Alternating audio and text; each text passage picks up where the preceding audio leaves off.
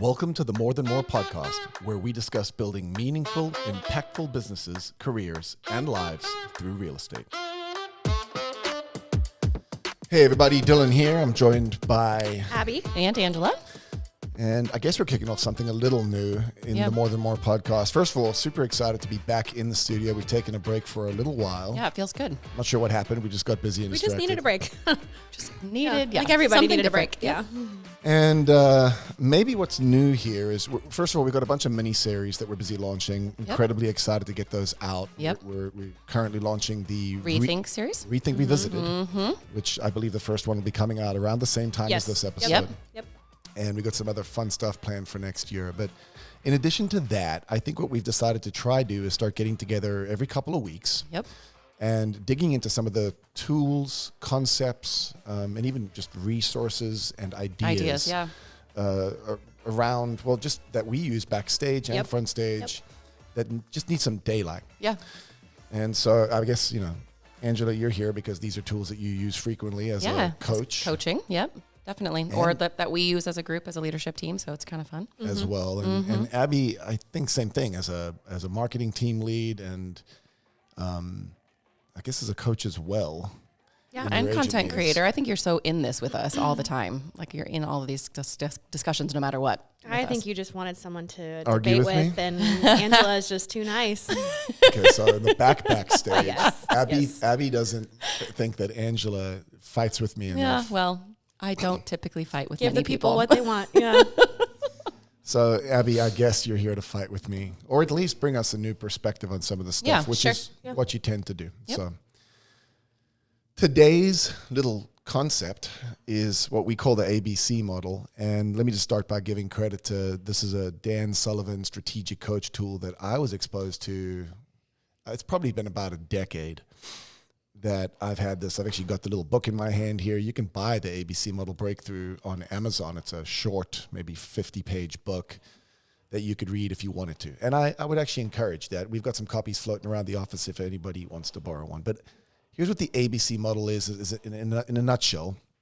I like to think of it as a thinking tool to help drive focus towards what I call crucial results and highest multipliers. And I don't know if you guys have noticed, but I've been using crucial results and multipliers a lot. Yep. Mm-hmm. So just for context, crucial results to me means Like outcome orientation. Well, kind of. It's prioritization. Yeah. So when I think of our daily, weekly, monthly, quarterly planners, all of those include in them itemization of everything you've got to get done. Like project style, like all the to-dos kind of The thing. three most essential things, if nothing else. If I do nothing else today, These three things must happen. If I do nothing else this month, these three things must happen. So they're the most important things in terms of prioritization. Yep. When I think of multipliers, I'm thinking of the things that move the ball the most. Yes. Those two things can sound similar, but one's about prioritization and the other one is about strategic thinking of what you're actually going to do to get there, right? What's going to get us where we're trying to go. Yeah. What's the biggest impact. Yep. Yeah. So this is a thinking tool that I believe helps drive us towards clarity on crucial results and highest multipliers. And I don't know about the timing of this, but I know that the first Rethink Revisited episode is about the ceiling of complexity. Yep. Yeah. And I think this is highly related to that as well. So here in the next week, listen to both of those. Yes. And I think you'll see the connection. Ceiling of complexity is our biggest entrepreneurial barrier. It's what we're struggling against as entrepreneurs. Yeah, as you grow, yeah. And what it's about is that as we grow and improve and as the market conditions continue to shift and as things change, we bump up against complexity. And the solution to that, to break through the ceiling of complexity, is to rethink how we do what we do and find simplicity again. Yes. The ABC model, again, is a mechanism to identify simplicity and bust through some of our habits and thinking. So let's just jump into the ABC model. And I guess I'll do my best to explain this. It's not that complicated. You guys have a resource on this that I'd encourage you to download. Yeah, and if you're looking at that, you're going to see three circles. And the idea here is that everything that you do on any given day, week, month, everything you do in your job really falls into one of three simple circles. The first is what we'll call the largest of them typically is your A in ABC model. And these are going to be things that fundamentally irritate you. They're the noise, the crap, the stuff that you wish you didn't have to do in your day. I'll say that they're draining, they're annoying, they're typically low value tasks that pull you away from your best work. Yep. They reduce your energy and your productivity. And no matter what, these things are always going to bother you. Yeah. When you think of A's, irritate, how else would you describe them? I think the strongest word for me there is really the energy drainer, because that's, and we'll get into this a little bit more, but I struggle with like the word irritating because I'm not much as a 9, really like irritates me. Honestly, there's things, but I think the things I have to reframe my brain and really think about are actually the things that take away my energy. Okay. I think about the things that I dread. Like, that's good. These are, I mean, you can dread things that you're also good at just because they might be hard, but these are things that I'm like, I know I'm not good at this. I know I don't want to do it. I'm dreading the idea of even starting this. I want to avoid it. Like that feeling of just like, oh my God, I would pay somebody to take this today. Yeah. So circle 1 is irritating. Stuff and noise are words that pop in my head. Mm-hmm. Your second circle is going to be the B circle, and this is stuff that's just okay. Yeah. And this can actually be the most dangerous of the 3. Yep. This is usually necessary stuff. So whereas A might be just crap that you could just ignore or get rid of, B, it's stuff that needs to be done. It's important. It's necessary, but it's clearly not your highest use of time. Yeah. So it's either stuff that's not a particular... back to energy. It doesn't bring you energy. You don't love it. You don't have passion. It's not like your absolute superior skill. It's really not your unique ability, which is what C is going to be about. Yeah, it's not necessarily bad either. Yeah. You may even be really good at these things. Yeah. And that's why they're dangerous, but they're never going to excite you. And I think that's the key here, is that B is stuff that's necessary and good, but it's not what brings you joy or energy. Yeah. Jump on B. B is a trap. Yeah, that's because I you agree don't too. feel so strongly about I hate this thing or it drains me or etc. You're inclined to just keep it because you don't feel so strongly about it, and it is so easy to fill your day. Yeah, with or sometimes stuff. you're good at it, right? Yeah. Like, and so then you feel like, well, I can't must give have this to to keep anybody this. because Yeah. who else is going to do it better? You know, I mean, you almost get into that mentality. It's also a trap because it's an easy win. You can check off the list. knock it off. I and feel like am I the have queen done of that. so much today. You've done 20 low value things, but you didn't do the one really high value thing. Yes, so you've tricked yourself into thinking that you've been super productive, but because you're good at it, people might come to you with it as well. Yes. Yes. You often get asked. And then this is where even like the yes man mentality are like, I'll just say yes. Like, well, that's clearly one of your problems. super weaknesses. Yeah. Definitely. That's the Angela kryptonite. So your C circle, which typically, if you look at the picture, is going to be the smallest group of things that you do, is what we call fascinating and motivating. This is the work that you love. It's the stuff that harnesses your unique strengths and that drives the biggest results. And we like to think that this typically aligns with what we call your unique ability. And I might need to describe unique ability for anyone that doesn't recall. Your unique ability is going to be the thing you do at work, the thing you do at home, the thing you do everywhere, because it's innate and it's your gifting.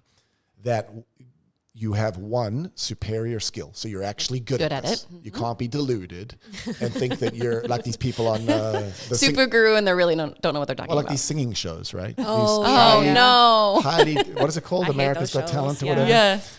So some of those people are clearly deluded. You must actually be good at the superior skill. 2, boundless energy. You both give and get. Give and get. That's my favorite. Yeah. I am energized. I could do this all day, and I'm more energized afterwards than before. But also, people around me seem to get energy from what you're doing. Yeah. Number 3, never-ending learning. This is not a burden to learn about. This is the one thing that I'm happy to read a book about. Well, I mean, for most of us, some of us need an audiobook. And then finally, passion. Yeah. Passion. It's because you might have superior skill. Give and get energy and have never-ending learning. But for 50 years, for whatever reason, you're just like, I've lost my heart for burn this. out on it. Yeah. So unique ability is the thing that you're good at, you get energy, you love to learn about, you have passion for. And most often when we think of our C activities, they're going to be the things that fall in that live bucket. in that space. Because it's why we love doing them, and it's why it's work we love. So anything more to be said on C, the smallest circle? I just say bucket filling. Like these are the things that I do truly walk away with feeling just great. Like these really fill It doesn't fill necessarily my mean bucket. they're easy still. There could not be hard necessarily. work and there could be challenge connected with it. But yeah, it's the things that you make you feel happy good. to do. Like, man, I'm glad I went to work today because I got to do great. this. Yeah. You guys want to quickly give an example of each ABC? Can you? Did you already write some down? Yeah, I did. Perfect. I thought you might because you're a bit of a systems nerd. Yeah. Weird. Okay. So I kind of alluded to before, honestly, the irritating, it is hard for me to come up with a list of A's because I can oftentimes put a lot of things, like Abbie's giving me a weird look right now. There's no way. No, I really honestly struggle because I feel like, you know what, like I don't really hate that. It doesn't because the word is always bother. It doesn't always bother me.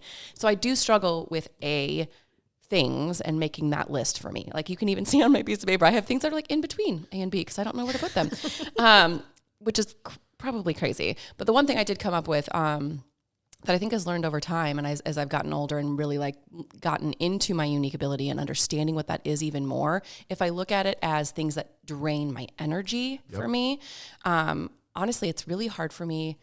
It's almost more about the people that I'm surrounding myself with as far as A's. Like what really irritates me are people that actually drain that energy from me. Like if they're like whiny or self-entitled, like honestly, that is really, really hard for me. And I didn't used to be. I used to have more patience.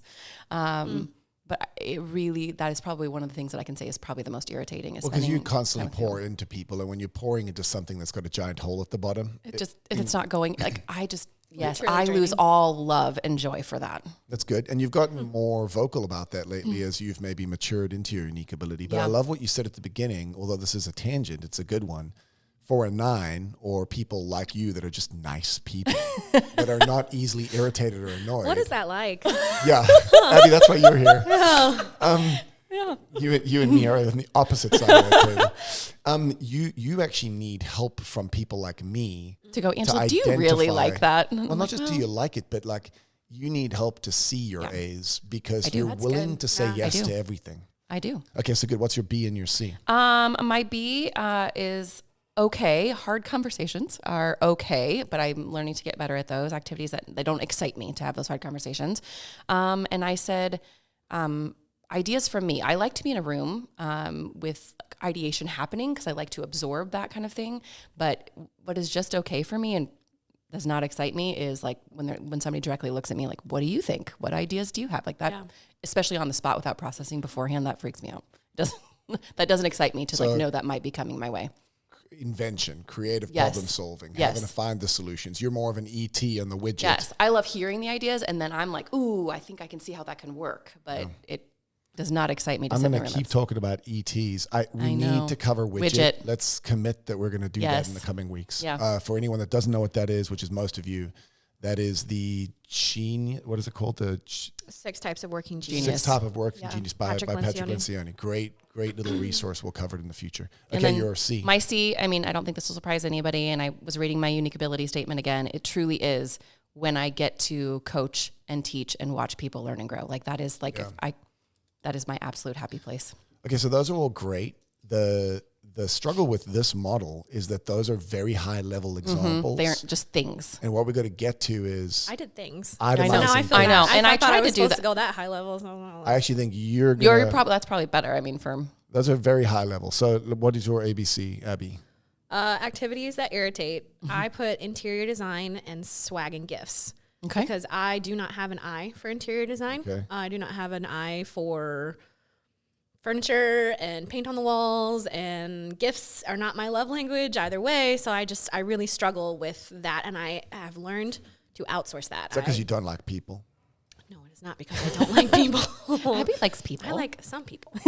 No, it's literally, it does not compute in my brain to notice details like that. Okay. And so when we, like the studio, for example, I dreaded the idea of like, oh my God, I'm going to have to come up with an aesthetic. Like decals on the wall all day, I can figure that out. But so I've learned to, Vic, Anna, like anybody else with an eye? Yes. Yep. So those were the 2 I put for irritating. Things that are okay are the super routine, like email creation, podcast editing, web building. That would be stuff in mine fine. too. I can do them. I don't love them. They're not exciting. They're kind of boring to me, but they have to get done. So I do them, or that again, I have learned to like train other people on it so that I don't have to be the one that. Yeah. By email creation, you mean like the Monday email that agents get every Monday? Yeah, it's great. It's beautiful. We have a great template. I don't want to make that every week. Okay. It's not exciting to me. It's not bad, but it's not exciting to me. We're really getting backstage in front of our agents here. Yeah. Well, all my stuff is super backstage, so that's fine. No, that's good. And then the C activities, fascinating, motivating, is researching, writing, content creation, getting to learn something, and then getting to put it together, not an email, and share it with people and Something see new, the right? teaching and the absorption, like all of those things that are related to learning, writing, and content creation are really exciting to me. Yeah.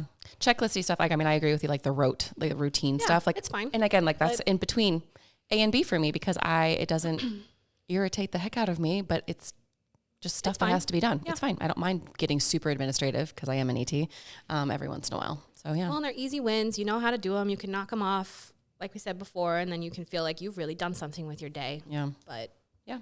you haven't. Okay, so I'm going to keep going. Yeah. The idea is one, what we need to do, and I believe the recommendation is to do this every quarter. Is to itemize. And so that's where, Angela, your list is very high level. That's a great start. The goal would be to actually itemize all the crap that you're busy doing right now, all the things that have happened in the last 2-3 weeks of your life. Yep. Maybe going back, look at your calendar. Yes, that's but how I do it. itemize. And then start to sort ABC, because what we want to do now is take this to the next step. And this is that what we need to learn to do in order to work towards crucial results and higher multipliers and simplify is learn the discipline of that A's, the stuff that irritates, our goal needs to become to find a way to eliminate. And eliminate, I suppose, means just get it out of the way as quick as possible. Yeah. And there's probably multiple categories here. Some stuff we've learned backstage just doesn't need to happen. Right. Some things need to be just go away truly. What if you just didn't do that? What if it Just don't do that. Yeah. That's one of the things that we decided 6 months ago we should do, that if you stop and actually take a look at it, wait, why am I even doing this? Is this necessary? In what way does it move the ball forward? And maybe it does like 1 or 2%, but of all the things that are being negatively impacted, Right. because this thing keeps happening, Right. not just the time that it takes, but the energy that it drains from my soul, just get rid of it. Yeah. The other example of this is just pay someone to do it. Just, you still get rid of it, Yep. but it doesn't mean it doesn't have to. It can has still to happen. still happen, yeah. Right. It can still Yes, happen. it can still happen. Yeah. So A's, the stuff that irritates, that drains your energy, eliminate. B's, the stuff that's okay, delegate. And the beauty of the delegation idea is, and this is back to rethinking, revisited. Yep. We have to rethink our relationships and our context with other people and our use of our time. Mm-hmm. The stuff that we're good at, that people rely on us for, but that doesn't bring us joy and passion, and that isn't the highest use of our energy. It's smart, and rugged individuals struggle with this, Yeah. to find someone that it is their unique ability Yes. and to pass it along to them. Now, delegation takes work and energy, and we need to become better delegators, and we need to learn how to Yes. delegate. And there's so many things that maybe you need to do before you can delegate. Well, and B's are hard to hand off because of maybe a sense of control, or because it's something that doesn't bother you, or you're like, but I don't want to. I've always been the one that does it's this. the trap, and right? Yeah, No, it's It's totally. 100%. And sometimes there's a little bit of ego too. Like, it's easy to hide behind the B stuff, right? Because then you have to actually have to go do the hard, impactful, big things. Well, so not to ruin our narrative here, but I'll go back. A's, anything administrative. Yeah. Anything administrative you? for me. Yeah. If it's detail leveled, it literally kills me. Yeah. And so if there's a spreadsheet that has to be built, if there's a document that has to be created, I must get it off my plate. Mm-hmm. And you do have people that love doing that. So you found a way to do that. But B, delegate. I'm going to use an example. I'm pretty good at coaching and teaching our agents how to do things. And I did it for years and years and years. The lie that I told myself was, no one can do this as well as me. Yep. I've done that. I've said that to myself. Yes. Well, but you know why I'm bringing this up right now? Yeah. Because of me. I'm sitting across the table looking at the person that's doing it infinitely better than I ever did. But first I had to come to terms with the fact that it was an okay for me. Yep. It didn't bring me joy. The fact that I was good at it didn't change the fact that if I could move on from that there was someone else, that if I could take the time to invest in them, they would be better than me. and it would be their unique ability, and they would get passion and joy from it. And we would all be better for that. And this is the struggle with rugged individual real estate agents, is that same story I told myself, you tell yourself every day. Yeah, but it's too much work to pass it on. It's easier for me just to keep doing it myself. And I'm really good at this. There's no one else that could do it as well as me. Trust anybody else to do it. Yeah. Trust is a big part of that. Yep. And I think with our entrepreneurs, I didn't think about their businesses and the things that I'm trying to help people do as well, because there's a lot of B things, I think, as they grow and they're thinking about adding team members. There is some hard work involved in maybe getting prepared to delegate, right? So I think of when we talk our business systems and those kinds of things, you kind of have to get some stuff in order. It has to be able right? to Like you have to be able to pass it off in order to effectively delegate, right? Those B items. So it really is about hard work. You set the other person up for failure. They don't do it as well. And then you go, see, I shouldn't have handed this off. I should have kept it. Yes. And I've seen it time and time again. So help me out with this, Abbie. Let's make this delegation filter available somehow on the podcast. Yep. So I would strongly encourage you guys that as you go through this exercise, as you think through delegation, which is one of the hardest things for our entrepreneurs, we get it. It's hard for us too. Reread the delegation module, which includes access to and directions for the delegation filter, which is a great tool. But the one thing I wanted to point out here as a reminder is the 4 levels of delegation. Because one of the things we struggle with is this idea of passing something off. One of the tools we've used is the 4 levels of delegation. Level 1 is you pass it along to someone to assess, research, and then report back before taking action. It's the lowest level of delegation. It's just make some progress on this. Yes. I don't trust you. I'm going to be honest, but make some progress. Come back to me. I'm going to focus on this other stuff for a minute. Yes. Level 2 delegation is handle, but give regular updates. So this means I trust you to do it, but I don't trust you enough to not want to be watching from afar. I want updates. Let's talk about it regularly. Level 3 delegation is, hey, handle it and let me know when it's done. I want the final result because it's still an open file in my head. And it matters to me that I know that this gets done and I want to hear how it got done. And then level 4 delegation is handle, no need to report, make it go away. Yes. And I think understanding that as an entrepreneur really gives you more confidence. If you can communicate this with your team as you delegate, it'll give you confidence to be able to hand things over. It's not like just giving your baby to someone. It's just saying, hey, would you hold my baby for a minute? That's why the level 4, I think our brains instantly go to, it has to be level 4 or nothing. Yeah. Like I swear it does help to break down. Like there are other options and ways to move up to maybe that level 4 before you get there. Yeah. Okay, so A's, irritating. We eliminate. Yep. Either cut them out or just find someone to get it done. B's, okay, we need to delegate. It's hard, but it can be done and it's been done, trust me. Angela's better at coaching our agents than I am. C, fascinating and motivating, right? Is what we need to expand. Yeah. And if you get to the end of the story, you can take a look at the circles. Our goal is slowly and incrementally, every quarter, reviewing our ABCs and just slowly but surely, you're never going to eliminate all your A's. I was gonna say, and the good news is 90 days from now, a whole bunch more A's will have populated. Don't worry. You'll never live in a world where there's not a bunch of crap and stuff that's annoying you. Yep. But if you can incrementally be moving forward towards increasing your time and your focus inside of the things that motivate and fascinate you, well, I don't need to say what would happen. Yeah. That's obviously powerful. Yeah. So I want to ask you guys some questions on these. Let me read these real quick, though. Eliminate. What from your vantage point, personal experience, and maybe in coaching agents, what do you think stops us from cutting out the stuff that obviously doesn't produce results? Why don't we do this? Well, personally, I do usually need help seeing them, like we've said. Like that is my issue. I am this is we got to keep doing this. Like there is no choice. I have to do this, and I need someone else to discern a little bit more for me and go, Angela, is that something that really needs to be done that way? Is there a different way to do it? You're very good at taking directives, but anything that you've put on your list now is a thing that you do. It is going to go, and it is going to be done. And if it was on the list 2 years ago, you might still be doing it. Yes. Even though it doesn't need to be done anymore. Correct. Okay. Until someone else says, so I don't know what that is other than I'd call that inertia, right? Or just habit. Yep. Or yeah, I think that's probably, or I'm I'm also, an executor.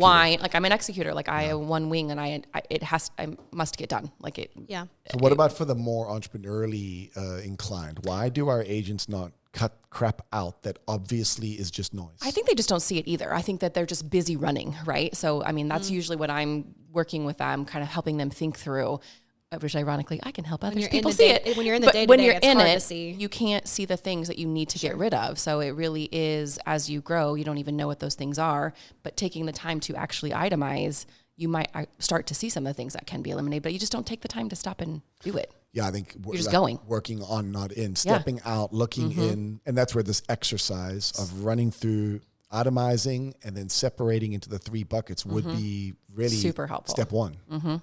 Yeah. Anything from you on this?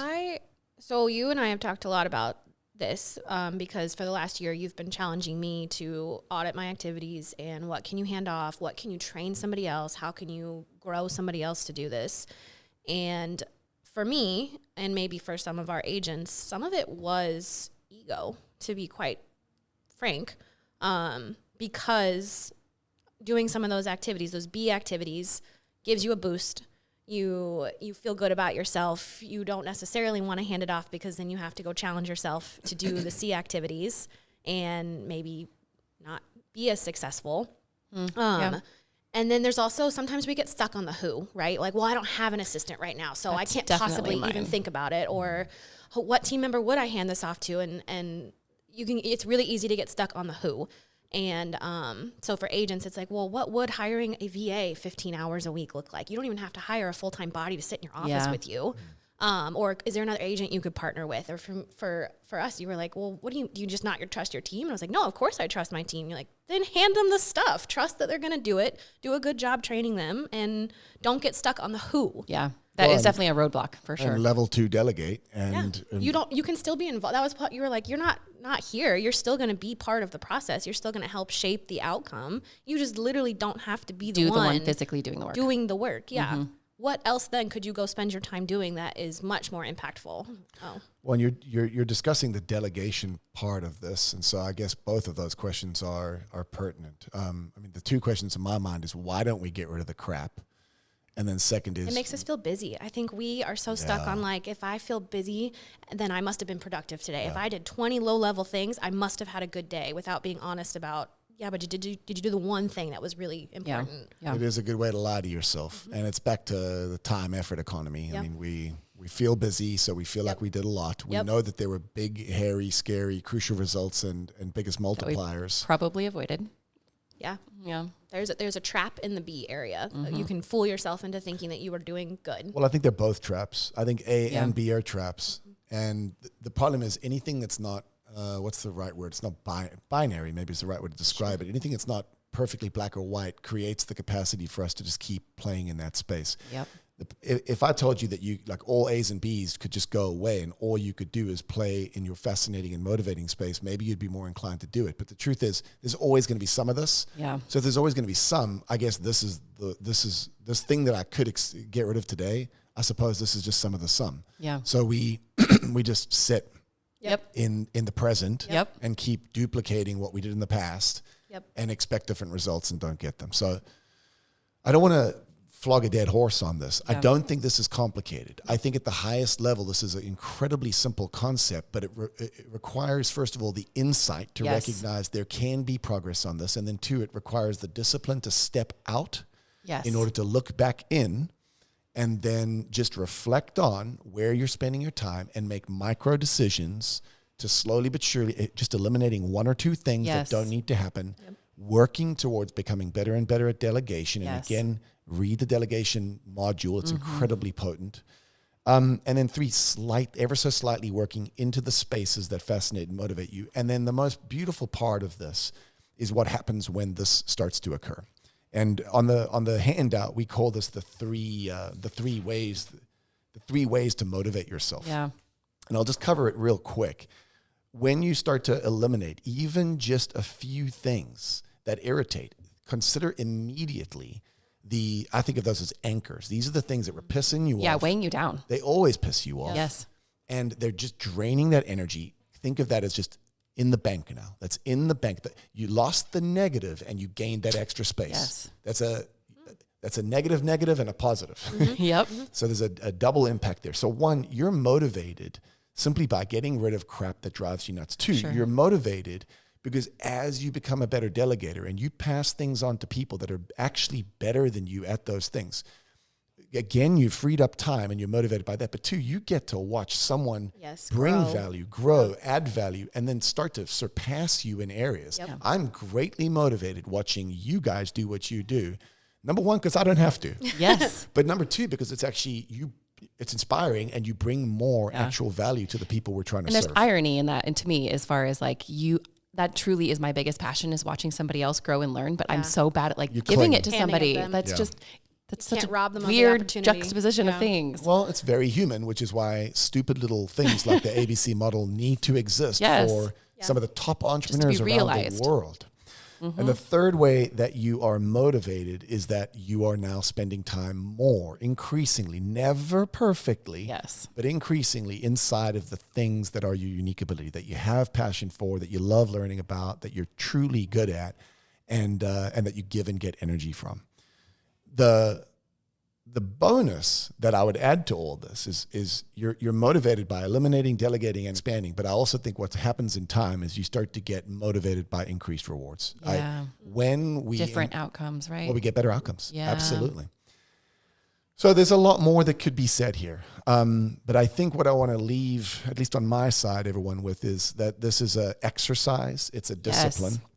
I would strongly encourage you to just look at the actual little exercise that we have for you, simply auditing your 3 buckets and then taking 3 things in the irritating bucket, the okay bucket, and the fascinating bucket, and working towards eliminating, delegating, and expanding just 1, 2, or 3 things on a quarterly basis. Yeah. And even if you don't get them all done, the exercise of spending 30 minutes thinking it through, you're going to make progress towards this. So I think of it as just like a ratcheting, an incremental, exponential trajectory towards getting to a place where you're more in your sweet spot. And then I think this is an exercise you need to do 90 days, every 90 days. No, that's what I'm saying. I was imagining a lot of you, I've been talking to a lot of you about your business planning and just getting ahead of your year. And I think you're time slotting for these quarterly reviews with yourself.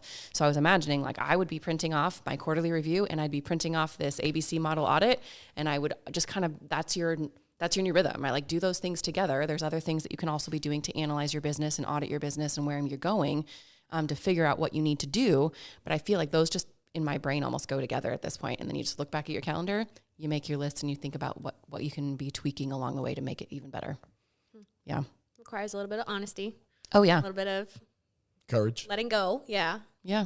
Yeah. I mean, it's always easy to distract yourself with stuff. You can pretend that the stuff is important, but once the filter starts to set in, there have been days that I'm like, man, if Dylan knew that I had spent an hour on this, why did I do that? Once the filter starts to show up in your brain, you start to notice you ask yourself more during the day. Oh my gosh, I know I shouldn't be doing this right now. Is this my highest and best use of my time? Yep. No. I think that's what's beautiful about so many of these kinds of tools is at first it requires the discipline of setting at the time and following the stupid exercise, even though you're not sure about it. But in time, it actually starts to frame your thinking. 100%. And you start to see these, what now exists in a worksheet, I start to see implicitly in my thinking. Yeah. Yep. So, guys, it's easy to tell yourself that this is, it kind of sounds like pie in the sky to suggest that somehow we get to just focus on our unique ability all day and everything else. We can just get rid of the crap and delegate everything else. And yet you can get much further along the way. Yes. Yeah. So I would say start with, again, do the exercise today. What is the small change you can make? What's one thing you can eliminate that you don't need to do? What's one thing you could pass on to somebody else? And what's one area where you need to go focus because it's going to provide you energy? And then, today, I wrote this, today's reality is just a product of yesterday's decisions. Yes. So go and make your tomorrow what you want to make it. And that's what this is all about. So one thing at a time, always, right? Super helpful, ladies. I really hope, I hope to see this increasingly as just part of our corporate language. Yes. ABC thinking, ABC model. I don't know if we'll do this exercise in team meetings. I actually think I'm planning We to are. interrupt. We're going to do some interruptions here in the next couple weeks. Perfect. Well, then I will be in your offices hopefully in a few weeks just to chat a little bit more about the ABC model. And maybe you guys beat me to the punch, do the exercise. Absolutely. Okay. Yeah. Great stuff. Thanks, Yeah. ladies. Appreciate it. Thank you for joining us today. For more episodes, resources, and show notes, head to morethanmorepodcast.com.